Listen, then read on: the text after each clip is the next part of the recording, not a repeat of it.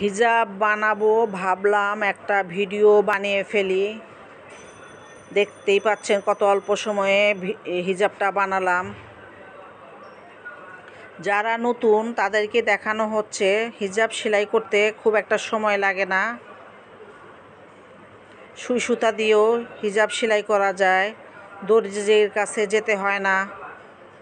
কাপড়ের বহর যত বেশি থাকে হিজাবটা তত বড় হয়, আর কাপড়ের বহরটা যদি ছোট থাকে তাহলে হিজাবটা ছোট হয়।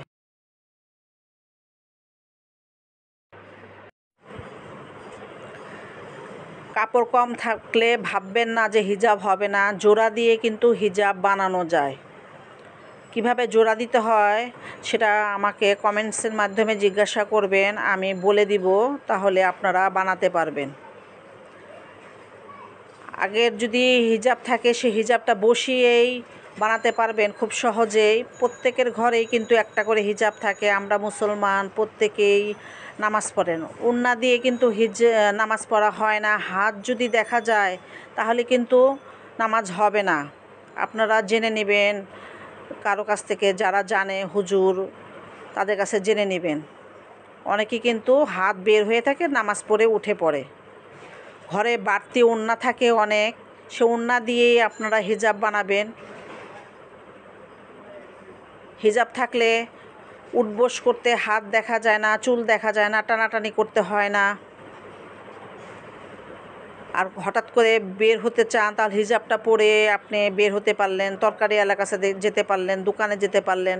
এটা আমি করি, সেজন্যে আর কি বললাম। আমি হিজাব পরেই বেশিরভাগ দোকানে যাই, তরকারি নিয়ে আসি।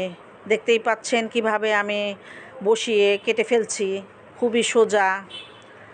আসসালামু আলাইকুম, হ্যালো ভিউয়ার্স, ইটস অটিজম মম। আজকের প্রোগ্রামে আপনাদের স্বাগতম। আমার ভিডিওটা যারা সাবস্ক্রাইব করেছেন তাদেরকে অসংখ্য ধন্যবাদ, আর যারা এখন পর্যন্ত সাবস্ক্রাইব করেন নাই তারা খুব শীঘ্রই সাবস্ক্রাইব করে ফেলুন।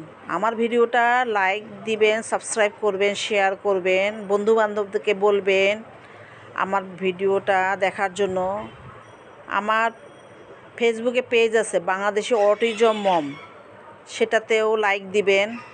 দেখতেই পাচ্ছেন কালো অংশটা, এটা আমি জোড়া দিয়েছি। আপনাদের সুবিধা হচ্ছে দেখা যে কিভাবে মুখের অংশটা উপর দিয়ে, মাথার উপর দিয়ে কাপড়টা জোড়া দিতে হয়। মুখের অংশটা খোলা রেখে বাকি অংশটা সেলাই করে ফেলবেন।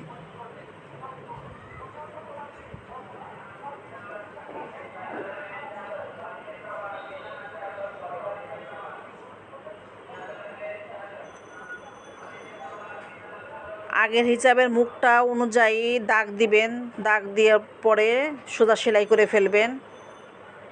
কিন্তু যাদের হিজাব নাই তাদের একটু অসুবিধা, কারো যদি থাকে তারটা চেয়ে নিয়ে আসবেন। অনেকে হিসাব নিকাশ করতে পারে না, মাপঝোঁক করতে পারে না, সেজন্য তাদের জন্যই আসলে।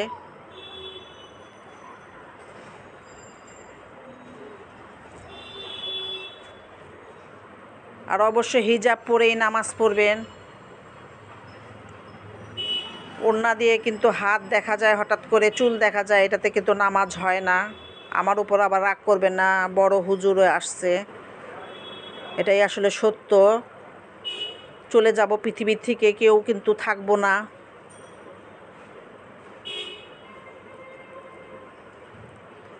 মুখের অংশ খোলা রেখে বাকি অংশটুকু সেলাই করে ফেলেছি।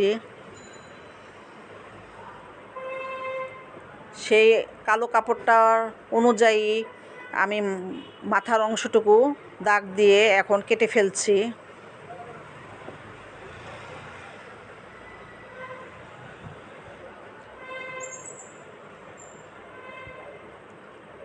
এখন আমি কাপড়টাকে জোড়া দিয়ে দিব।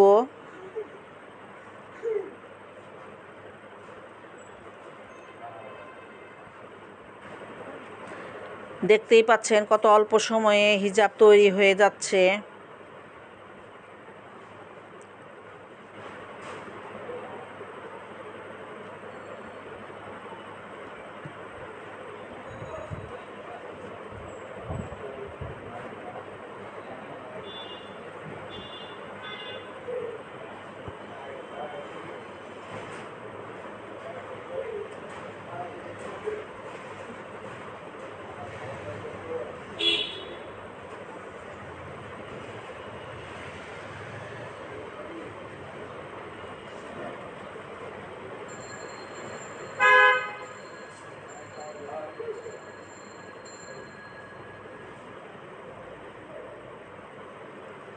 এখন মাঝখানে দাগ দিয়েছি এবং মাথার উপরেও মাঝখানে দাগ দিয়েছি, 2 দাগ একসাথে করে ফেলবো।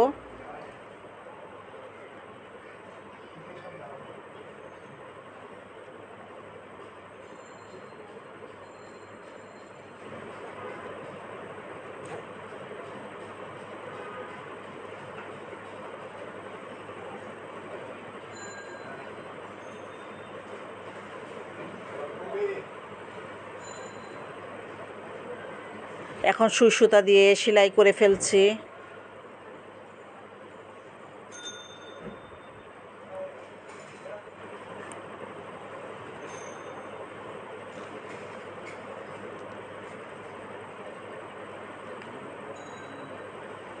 দেখতেই পাচ্ছেন কত অল্প সময়ের মধ্যে হিজাবটা তৈরি হয়ে যাচ্ছে। মোট 2টা সেলাই লাগে, মুখের অংশ বাদ দিয়ে লম্বাটুকু, আর হলো মাথার উপরে যেটুকু দেওয়া হয় অতটুকু, আর চতুর্দিকে একটা সেলাই দেওয়া হয়। মোট 3টা সেলাই লাগে একটা হিজাবে। হয়ে গেল আমার হিজাব। আমার সাথেই থাকুন, আমি ভালো ভালো ভিডিও নিয়ে আসবো সামনে। আল্লাহ হাফেজ।